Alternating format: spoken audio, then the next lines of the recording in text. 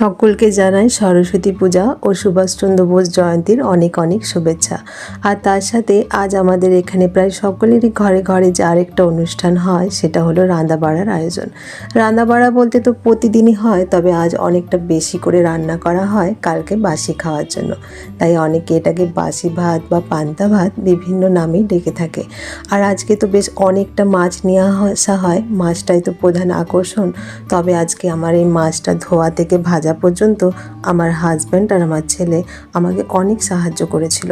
শখ করে একটা কাঠের উনান নিয়ে এসেছিল মাঝে মাঝে রান্না করবে বলে, আর আজ সেটা বাইরে জ্বালিয়ে আমার সব মাছগুলো তারা ভেজে দিয়েছিল। আমার কাজের অনেকটা রেহাই তারা করে দিয়েছিল।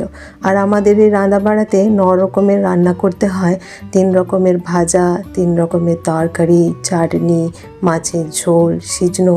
আর এসব করতে করতে আমার তো সকাল থেকে প্রায় সন্ধে গড়িয়ে গেল। আর শেষে বসালাম মাছের ঝোলটা একটু বেশি করেই করছি। সকলেই ঝোলটা খেতে পছন্দ করে, আর বাসি ঝোলটা খেতে খুব ভালো লাগে।